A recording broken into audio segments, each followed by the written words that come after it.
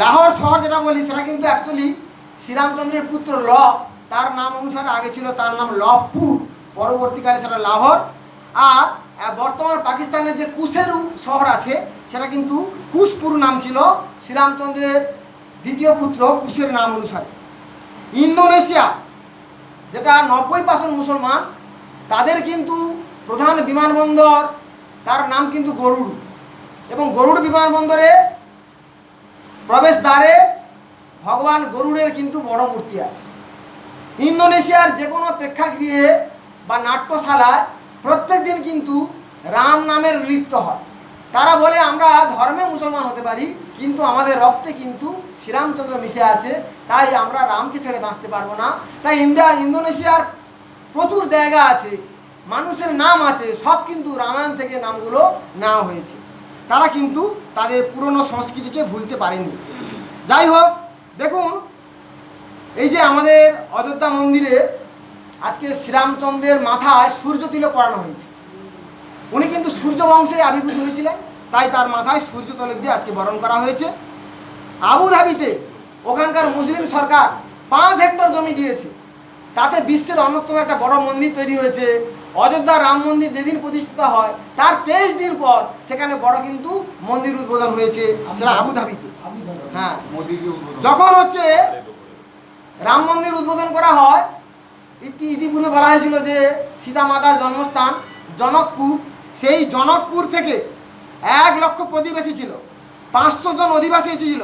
তারা এখনও বলে আমরা সীতার বংশধর, এবং তারা প্রায় 6000 উপহার সামগ্রী নিয়ে এসেছিল রামলালার জন্য। আরও অবাক হয়ে যাবেন, দক্ষিণ কোরিয়ার যে রাজ পরিবার সেটা হচ্ছে চিলসু, সেখানকার রাজ পরিবার বর্তমান বংশধর চিলসু, তিনি এসেছিলেন কেন না 48 খ্রিস্টাব্দে শ্রীরামচন্দ্রের বংশধর এক কন্যা, তার নাম হিয়া। ভালো করে শুনবেন, 48 খ্রিস্টাব্দে, এটা কিন্তু 1924 খ্রিস্টাব্দ, 48 খ্রিস্টাব্দে শ্রীরামচন্দ্রের বংশধরের একটা কন্যা, তার নাম হিয়া, তার বিবাহ হয়েছিল দক্ষিণ কোরিয়ার রাজ পরিবারের সঙ্গে। তার বংশধররা এখন ওখানে শাসন করছে। তাই যখন রামলালার মূর্তি স্থাপন করা হলো, সেখান থেকে কিন্তু প্রচুর মানুষ এসেছিল। তারা প্রায় 35 লক্ষ লোকের প্রতিনিধি সেই পরিবারে আছে। সেই পরিবারের লোকজনও কিন্তু এখানে এসে রামলালাকে স্বীকৃতি দিয়ে গেছে। তাহলে এই যে রাম, ইনার কথাটা কিন্তু সারা বিশ্বের মধ্যে ছড়িয়ে আছে। প্রচুর মানুষ শ্রীরামচন্দ্রকে ভালোবাসে, এবং সেই মূর্তিটা বা সেই অযোধ্যা আমাদের দেশে অবস্থিত, তাই আমরা কিন্তু গর্ববোধ করতে পারি। দেখুন এই যে একটু আগে বললেন রামায়ণ, সারা বিশ্বের রামায়ণ কিন্তু 300 শতাধিক বিভিন্ন রামায়ণ আছে। যেমন দেখুন থাইল্যান্ডের রামায়ণের নাম রামকিন রামায়ণ, কম্বোডিয়ায় যে রামায়ণ আছে তার নাম রামকার রামায়ণ। আজকে আমি থাইল্যান্ড আর কম্বোডিয়ার একটা রামায়ণের ঘটনা বলছি। সেটা কি না, যখন সেতু নির্মাণ করা হচ্ছে, রাম সেতু, রাম নামের শিলা জলে ভাসানো হচ্ছে, আর দেখলো শিলা জলে ভাসছে, একটু পরে শিলা অদৃশ্য হয়ে যাচ্ছে। আরে শিলাগুলো কোথায় যাচ্ছে? এত শিলা আমরা ভাসালাম, শিলাগুলো অদৃশ্য হয়ে যাচ্ছে কী করে? তখন হনুমান দেখলো যে একটা মৎস্য কন্যা, তার নাম সুবর্ণ মৎস্য, যার দেহের সামনের অংশ মৎস্যের রূপ, আর মানুষের রূপ, নারীর রূপ, আর পিছনটা মৎস্যের রূপ। সেই সুবর্ণ মৎস্য তিনি কিন্তু সমস্ত পাথরগুলোকে ভক্ষণ করছে বা সরিয়ে নিচ্ছে। তখন হনুমান তার শরণাগত হলো যে কী ব্যাপার, তুমি কেন রামকার্যে বাধা দিচ্ছ? তখন সে কিন্তু হনুমানকে বিবাহের প্রস্তাব দেয়। আর তার পরিচয় কি? এই সুবর্ণ মৎস্য কিন্তু, এটা কিন্তু আমি কম্বোডিয়া রামায়ণ থেকে বলছি, এই সুবর্ণ মৎস্য রাবণের কন্যা।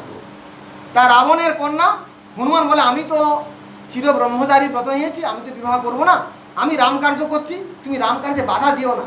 কারণ রামকার্যে যে বাধা দেবে তার সর্বনাশ কেউ আটকাতে পারবে না, তুমি ধ্বংস হয়ে যাবে। কোনোদিন রামকার্যে বাধা দেওয়ার চেষ্টা করো না। তখন কিন্তু এই সুবর্ণ মৎস্য আত্মসমর্পণ করেছিল, এবং সে পরবর্তীকালে রাম সেতু নির্মাণের জন্য কোনো বাধা দেয়নি। হরে কৃষ্ণ। এইভাবে কিন্তু আমি যেটা বললাম, শ্রীরামচন্দ্রের আবেগ অনুভূতি, তিনি যে একজন প্রজাবৎসল রাজা, আমাদের ধর্ম অনুযায়ী পুরুষোত্তম শ্রীরামচন্দ্র, মর্যাদা পুরুষোত্তম, তার আবেগ বা তাকে ভালোবাসে বিশ্বের সমস্ত মানুষ। এবার দেখুন, যখন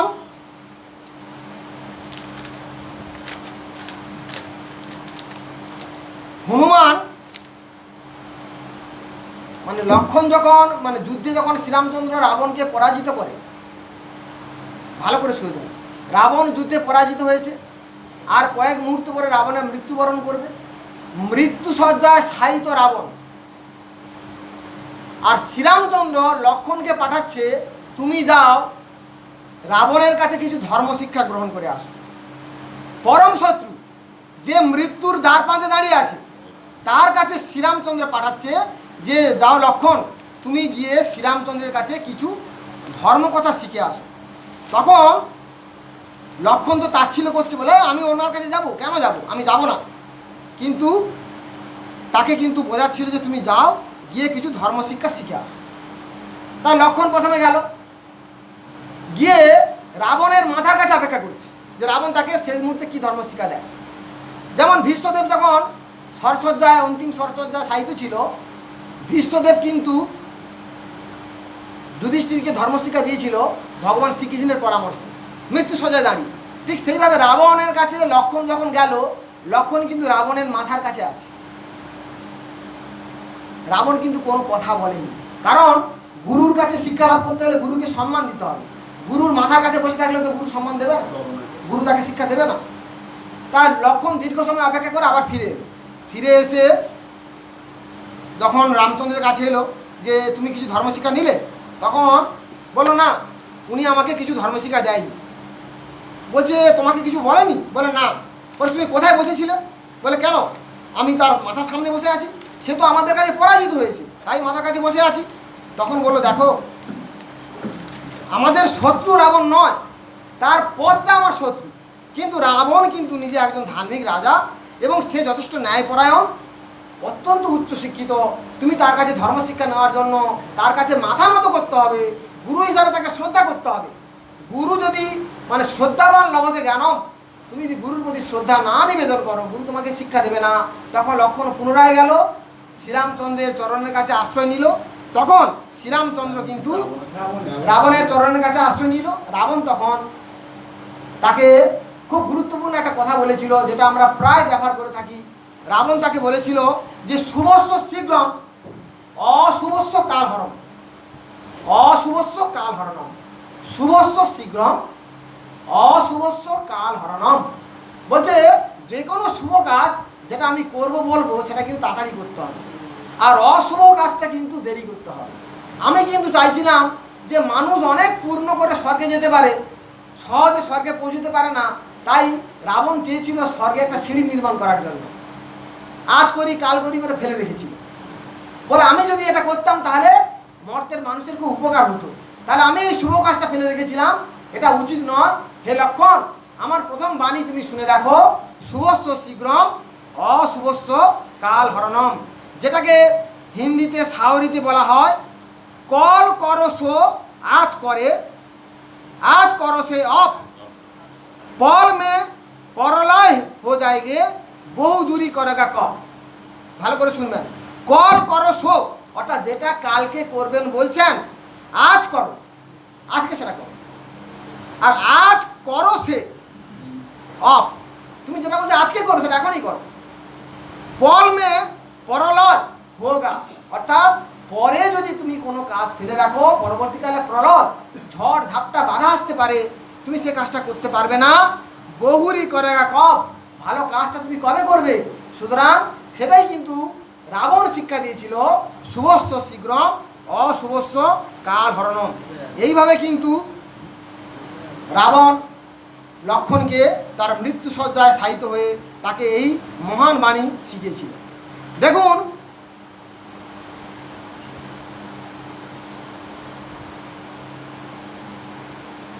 একবার হনুমান শ্রীরামচন্দ্রের পদসেবা করছে। হনুমান দাস্যপ্রেমে সবসময় সমাদৃত এবং সে সবসময় শ্রীরামচন্দ্রকে ভালোবাসে এবং ভগবানের পদসেবা করছে। কৃষ্ণ কেশব কৃষ্ণ কেশব কৃষ্ণ কেশব পাহি মাম, রাম রাঘব রাম রাঘব রাম রাঘব কৃষ্ণ কেশব কৃষ্ণ কেশব কৃষ্ণ কেশব পাহি মাম, রাম রাঘব রাম রাঘব রাম রাঘব কৃষ্ণ কেশব কৃষ্ণ কেশব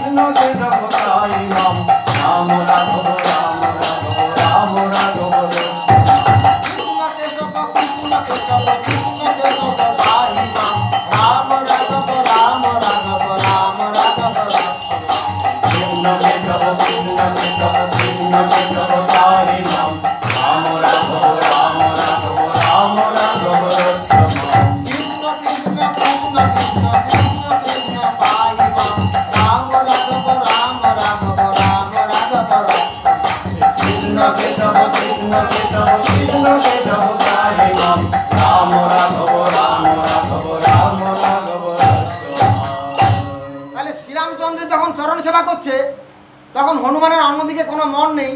সে সময় সেই কক্ষে প্রবেশ করেছে শ্রীরামচন্দ্রের দীক্ষাগুরু বশিষ্ঠ মুনি, আর শ্রীরামচন্দ্রের অস্ত্রগুরু কিন্তু বিশ্বামিত্র মুনি, আর শ্রীরামচন্দ্রের দীক্ষাগুরু বা শিক্ষাগুরু কিন্তু বশিষ্ঠ মুনি।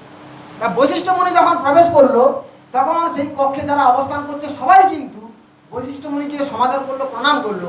কিন্তু হনুমান যেহেতু রাম কার্য করছে, তার কাছে রাম কার্যটা বড়, তাই সে বশিষ্ঠ মুনির দিকে ফিরেও তাকালো না, তাকে শ্রদ্ধা জ্ঞাপনও করলো না। তখন বশিষ্ঠ মুনি অত্যন্ত রুষ্ট হলো। তখন বলল, শ্রীরামচন্দ্র, আমি ভগবান শ্রীরামচন্দ্রের গুরু, আমাকে যদি কেউ অবমাননা করে তার কি শাস্তি হওয়া উচিত? তখন শ্রীরামচন্দ্র খুব মিনতি স্বরে বলল, গুরুদেব, আপনাকে কি অপমান করেছে বলুন। বলে, যেই করু, তুমি আমাকে বলো, তুমি তো রাজা, তুমি আমাকে বলো গুরুদেবকে অপমান করা, শ্রীরামচন্দ্রের গুরুদেবকে অপমান করলে তার কি শাস্তি? আচ্ছা গুরুদেব, আপনি যে শাস্তি বলবেন আমি তাকে সেই শাস্তি প্রদান করব। বলে, তুমি পারবে? তুমি কিন্তু পারবে না। বলে, গুরুদেব, আমি প্রতিজ্ঞা করলাম, আপনি ন্যায়সঙ্গতভাবে গুরুদেবকে অপমান করার জন্য যে শাস্তি, সেই শাস্তি যদি আমাকে বিধান করেন, আমি সেই অনুযায়ী তাকে শাস্তি দেব। তখন বলল, গুরুদেবকে অপমান করার শাস্তি কিন্তু মৃত্যুদণ্ড। রে মৃত্যুদণ্ড, তুমি মৃত্যুদণ্ড দিতে পারবে অপরাধীকে? বলে, হ্যাঁ প্রভু, আমি পারবো। বলুন, আপনাকে কে অবমাননা করেছে? তখন বলল, হনুমান আমাকে অবমাননা করেছে। এই কক্ষে সবাই অবস্থান করছে, সবাই আমাকে শ্রদ্ধা জানিয়েছে, কিন্তু হনুমান আমাকে শ্রদ্ধা জানায়নি, অবজ্ঞা করেছে। হনুমান কিন্তু অবজ্ঞা করেনি। সে জানে রাম কার্য যখন আমি নিবৃত্ত থাকবো, তখন পৃথিবীর কোনো কার্য আমার কাছে কিন্তু কার্য নয়। সুতরাং হনুমান কোনো অন্যায় করেনি। কিন্তু বশিষ্ঠ মুনি যেহেতু বলল যে তার মৃত্যুদণ্ড প্রাপ্য, তখন শ্রীরামচন্দ্র তাকে মৃত্যুদণ্ড দান করার বিধান দিল এবং বলল, অনঘ্য যে বাণ আছে, সেই বাণ দ্বারা কিন্তু হনুমানকে মৃত্যুদণ্ড দিতে হবে। সঙ্গে সঙ্গে হনুমান তার মা অঞ্জনার কাছে প্রণাম করেছে। হনুমানের মনটা খুব ভারাক্রান্ত। তখন মা বলছে, হনুমান, তোমার মন এত ভারাক্রান্ত কেন? সে কিন্তু কিছু বলেনি। বলে, শ্রীরামচন্দ্র আমাকে হত্যা করবে, রামের হাতে মৃত্যুবরণের মতো পূর্ণ কাজ কিছু নেই, সুতরাং এতে আমার দুঃখ পাওয়ার কিছু নেই। কিন্তু মা ঠিক বুঝতে পেরেছি, বলো তোমার কি হয়েছে? তখন বলল যে আমাকে স্বয়ং শ্রীরামচন্দ্র, আমার প্রভু, আমাকে মৃত্যুদণ্ড দিয়েছে এবং তার তীরেই আমাকে বিদ্ধ করবে। তখন বলল, দেখো, আমি কিন্তু চিরন্তন শঙ্করের ভক্ত।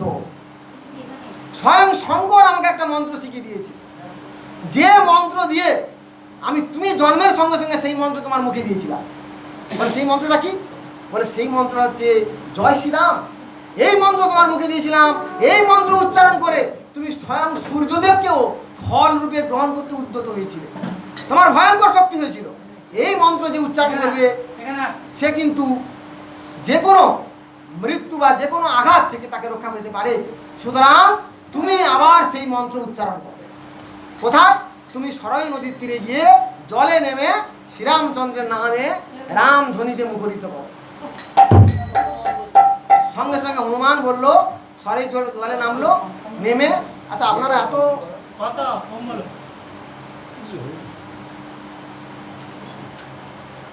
শ্রীরামচন্দ্র, হনুমান জলে নামলো এবং জলে নেমে রাম নাম উচ্চারণ করতে শুরু করল।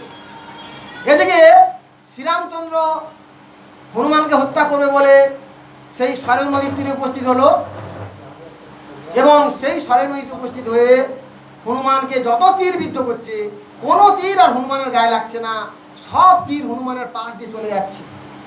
শ্রীরামচন্দ্র ভাবলো, অবাক হয়ে গেল, নিরস্ত্র অবস্থায় হনুমান দাঁড়িয়ে আছে, আমি তাকে বদ্ধ করতে পারছি না, আমার মতো বীর কিছুতেই পাচ্ছে না। সঙ্গে সঙ্গে কিন্তু সেখানে বশিষ্ঠ মুনি উপস্থিত হয়েছে। শ্রীরামচন্দ্র সঙ্গে সঙ্গে তার চরণতলে পড়ে গেল, প্রভু, আমি তো কিছু করতে পারছি না, আপনি আমার গুরুদেব, আপনার কথা তো আমাকে রক্ষা করতে হবে, কিন্তু আমি তো পাচ্ছি না। তখন গুরুদেব সব বুঝতে পারলো। তখন বলল, আমি আমার সমস্ত কথা প্রত্যাহার করে নিলাম, যেটা বোঝার আমার বোঝা হয়ে গেছে। বলে, কি? বলে, এতদিন তপস্যা করেও আমি যেটা লাভ করতে পারিনি, হনুমান কিন্তু সেই মন্ত্র লাভ করেছে। আমি সেটাই হনুমান কাছে শিখলাম। হনুমান আজকে আমার গুরু। আমি হনুমানকে গুরুরূপে স্বীকার করলাম, আর হনুমানের কাছে সেই মন্ত্র নিলাম, যে মন্ত্র মানুষকে মৃত্যু ভয় থেকে দূরে রাখতে পারে। সেই রাম নাম বলতে বলতে বলতে আমি আমার গৃহে প্রত্যাবর্তন করলাম। এই বলে বশিষ্ঠ মুনি রাম নাম, শিষ্যের নাম রাম, সেই রাম নাম বলতে বলতে তার নিজের কুটিরে ফিরে গেল এবং বাকি জীবন শুধু রাম নাম স্তব করে সে কাটাচ্ছে এখন। গুরু না ভজি মুই সন্ধ্যা সকালে মন প্রাণ দিয়া রে, গুরু না ভজি মুই সন্ধ্যা সকালে মন প্রাণ দিয়া রে, গুরু না ভজি মুই সন্ধ্যা সকালে মন প্রাণ দিয়া রে, গুরু না ভজি মুই সন্ধ্যা সকালে মন প্রাণ দিয়া রে, ফুরাইয়া গেল মোর কাদরি জন, ফুরাইয়া গেল মোর কাদরি জন, আপন কর্ম দোষে স্বামীর বান্ধব রে, যাও দেখা দয়া করে, স্বামীর বান্ধব রে, যাও দেখা দয়া করে।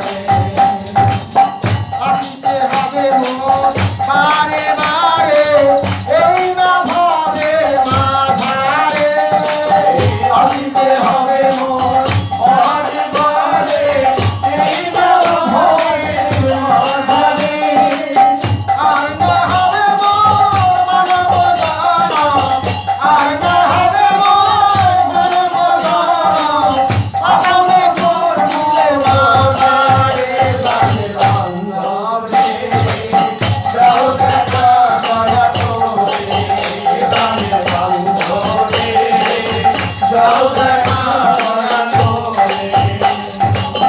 যাহারো লাগিয়া থাকিয়া মরিনু, সে তো ভুলিয়া যাবে রে, বলে যাহারো লাগিয়া থাকিয়া মরিনু, সেও তো ভুলিয়া যাবে রে, প্রাণে মাটি মোর পলকে উড়িবে, প্রাণ মাটি মোর পলকে উড়িবে, অন্য কর্মর মায়া রে, প্রাণে বান্ধব রে, যাও দেখা দয়া করে, প্রাণে বান্ধব রে, যাও দেখা দয়া করে।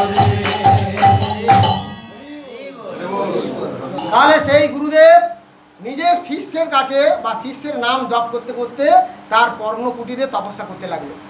সেই বশিষ্ঠ মুনি কিন্তু যখন শ্রীরামচন্দ্র দীপাবলির সময়, আমরা যে দীপাবলি উৎসব পালন করি, সেই দীপাবলিটা হয়েছিল কেন না, শ্রীরামচন্দ্র যখন অযোধ্যায় প্রত্যাবর্তন করেছিল 14 বছর বনবাসের পরে, তখন কিন্তু অযোধ্যার মানুষরা দীপ জ্বালিয়ে, তখন তো ইলেকট্রিক আলোক ছিল না, প্রদীপ জ্বালিয়ে শ্রীরামচন্দ্রকে অভ্যর্থনা করেছিল এবং সেখান থেকে দীপাবলি উৎসব প্রচলিত।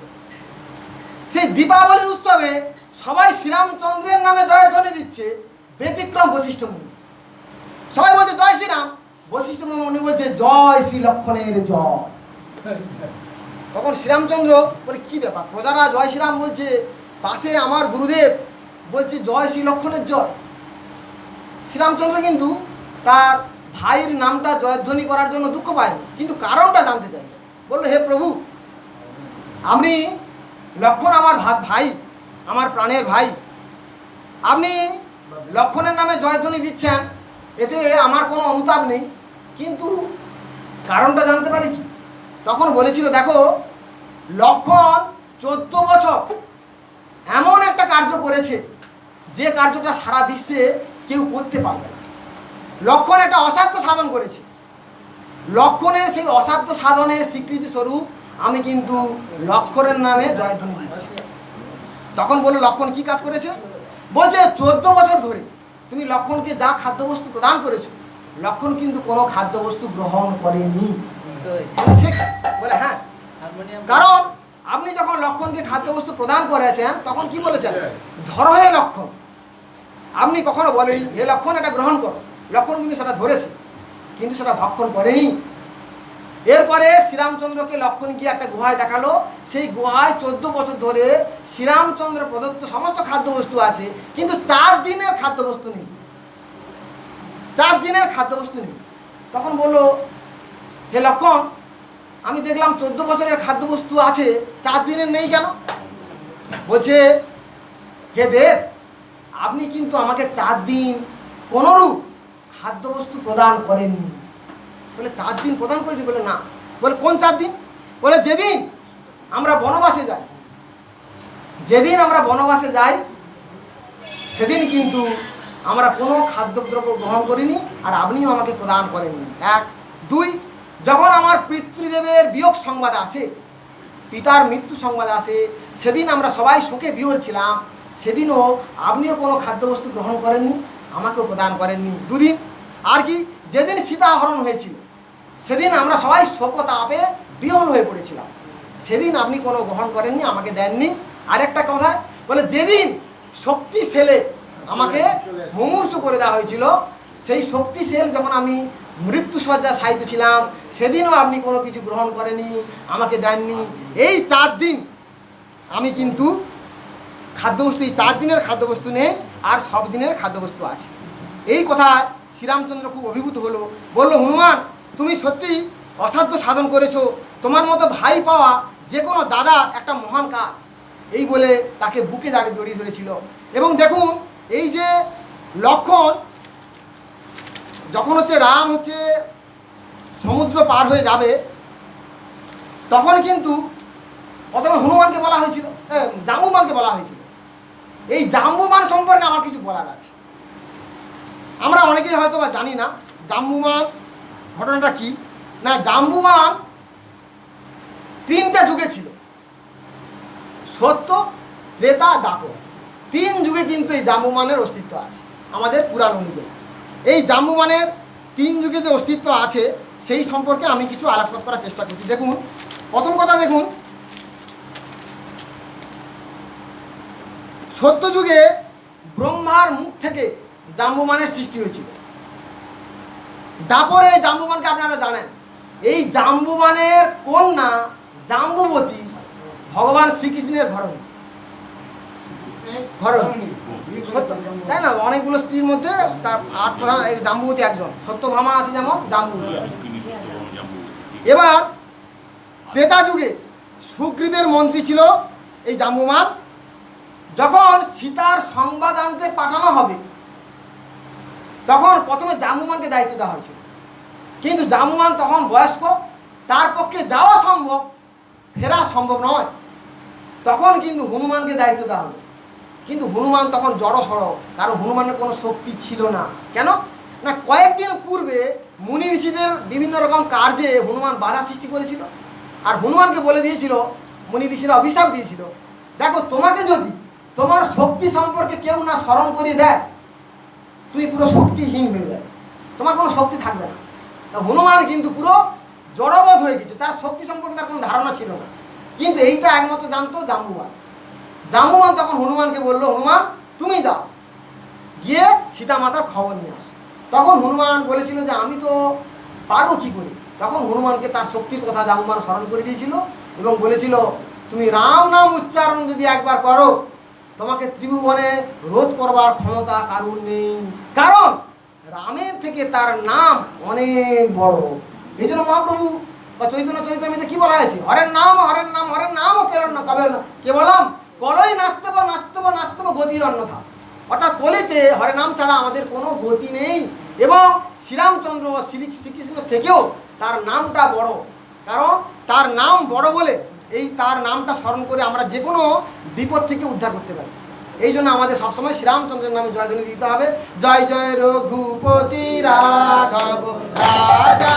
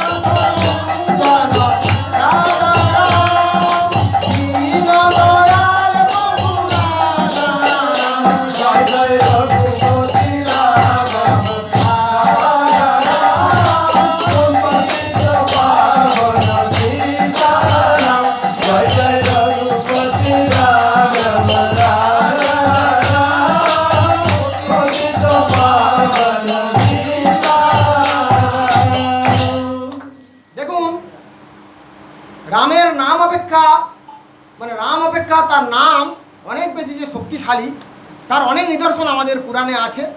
যেমন যখন সমস্ত বানর সেনারা, একটু আগে দেখলেন হনুমান কিন্তু জয় শ্রীরাম বলে কিন্তু এক লাফে ভারতবর্ষ থেকে শ্রীলঙ্কায় পৌঁছতে পেরেছিল, কিন্তু শ্রীরামচন্দ্রের জন্য কিন্তু সেতুর প্রয়োজন হয়েছিল। রামেশ্বরমে যে সেতু আছে রাম সেতু, তার প্রয়োজন হয়েছিল, কিন্তু হনুমান কিন্তু রাম নামকে ভরসা করে সে কিন্তু পেরিয়ে চলে গেল। তাহলে স্বয়ং শ্রীরামচন্দ্রের জন্য সেতুর প্রয়োজন হলো, আসলে হনুমানের জন্য সেতুর প্রয়োজন হলো না। তাহলে রাম নামের মহিমা এখানে।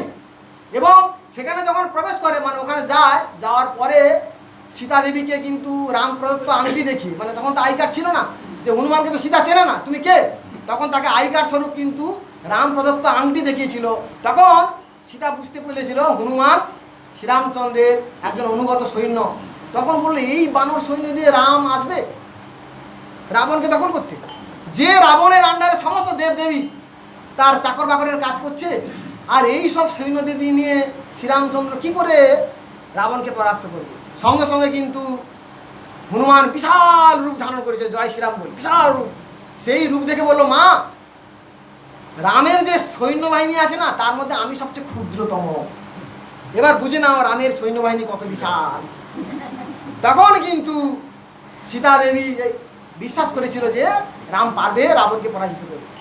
আপনারা হয়তো ভাবেন রাবণ খুব নিষ্ঠুর, কিন্তু না, তার আলাদা একটা ফিলোসফি ছিল। সীতা মাকে রেখেছিল কিন্তু অশোক কাননে। আমাদের একটা রামায়ণ অনুযায়ী বলা হয়, আমি একদিন আলোচনা করব, রাবণ কিন্তু মানে সীতা রাবণের কন্যা, আলাদা রামায়ণ আছে, একদিন বলবো আমি। তা সীতা মা তাকে কোথায় রেখেছিল? অশোক বনে। শোক নেই যেখানে সেটা অশোক। এজন্য তো কালীপদ গিরির বাড়িতে ঢুকলে অশোক গাছ আছে, শোক নেই বলে অশোক। ওর বাড়িতে যেন অশোক গাছ লাগানো আছে, শোক নেই না। সকাল বলছি কাকু ভালো আছে, বলে আমি খুব ভালো আছি। ঘরে ঝগড়া ঝাঁটি অশান্তি সব বাড়িতেই হয়, বলে উনি বলে আমি ভালো আছি। উনি সব ভগবানের চরণে দিয়ে দিয়েছে, বলে বা ঠাকুর তোমার ভাবনার ভাবো, আমি কিছু ভাববো না। সত্যি সত্যি কিন্তু উনি কোথাও মাথায় ভাবনা রাখে না, বলছে সকলেই তোমার ইচ্ছা বলে ছেড়ে দিয়েছে। তা অশোক বনে কিন্তু সীতা মাতাকে রেখেছিল, এবং সবার অন্তরালে গভীর রজনীতে সীতা মাতার চরণ তলে বসে রাবণ কান্না করতো, মা আমার কোনো পদ নেই, আমি তো অভিষষ্ট জয়, আমি বিষ্ণুর সদা অনুচর দ্বার রক্ষী ছিলাম, আমি অভিশাপ পেয়েছিলাম, সেই অভিশাপে আমি কিন্তু এখানে এসেছি। ফিরে যাওয়া, দ্রুত ফিরে যাওয়ার জন্য রামচন্দ্রের হাতে মৃত্যু ছাড়া কোনো পদ নেই, মা তুমি আমাকে ক্ষমা করো। একসময় বলছিল তো সীতাকে রাবণ বললো, মা তোমাকে আমার কাছে কেমন মনে হয়? বলে আপনি হচ্ছে পূর্ণচন্দ্র। বলে আমি পূর্ণচন্দ্র? বলে হ্যাঁ। আর রাম? বলে রাম প্রতিপাদের চাঁদ। বলে সে কি? তাহলে তুমি কাকে ভালোবাসো? বলে কেন রামকে? বলে কি করে? আমি পূর্ণচন্দ্র, আমার এত সুন্দর রূপ তুমি নিজেই স্বীকার করছো, আর প্রতিপদের চাঁদ তো দেখাই যায় না, সামান্য একটু রেখা মাত্র, তাও দেখা যায় না। তুমি রামকে তার সঙ্গে তুলনা করছো, অথচ রামকে ভালোবাসো? বলে হ্যাঁ। বলে কেন? বলে তুমি তো এবার ক্ষয় পাবে, পূর্ণিমার চাঁদ ধীরে ধীরে ক্ষয় পাবে, তোমার ধ্বংস অনিবার্য। কিন্তু শ্রীরামচন্দ্র সবে প্রস্ফুটিত হচ্ছে, তার বিকাশ এখন অনেক বাকি। জয় শ্রীরাম। এইভাবে কিন্তু রামায়ণের অনেক গল্প আছে, যেমন পাথরকে জলে ভাসাচ্ছে, সবাই রাম নিয়ে পাথর ভাসাচ্ছে, রাম বলছে আরে সবাই ভাসাচ্ছে, আমি বসে বসে দেখছি, আমি হাতে লাগাই। এই বলে শ্রীরামচন্দ্র যেই একটা পাথর, বড় পাথর তুলেছে, নিয়ে যেই জলে ফেলেছে, দুম করে ডুবে গেছে। সঙ্গে সঙ্গে বানররা খ্যাক খ্যাক করে হেসে উঠেছে, খুব লজ্জা পেয়ে গেছে। পাশে হনুমান ছিল, সে বলে ইরে আমার প্রভু বোধহয় খুব লজ্জা পাচ্ছে। হনুমানকে বললো, হনুমান কি ব্যাপার, এটা হলো কেন? বলে প্রভু আপনাকে আশ্রয় করে তো মানুষ বাঁচে, আপনি মানুষের হৃদয়ে থাকেন বলে তার প্রাণটা থাকে। যেদিন আপনি মানুষের হৃদয় থেকে চলে যান, সেদিন তো বলা হয় রাম নাম সত্য হ্যায়, সেদিন তো লোকে বলো বলো হরি হরি বল। আপনি চলে গেলে কেউ বেঁচে থাকতে পারে? তাহলে আপনি যাকে ছাড়বেন সে কি করে ভাসবে? সে তো ডুবে যায়। তাহলে রাম নিজে পাথর ভাসাতে পারলো না, কিন্তু রাম নামের এমন মহিমা, সেই নামে কিন্তু পাথর ভেসে যাচ্ছে। একবার বলো রে মধুমাখা হরি নাম বলো রে, একবার বলো রে মধুমাখা হরি নাম বলো রে, একবার বলো রে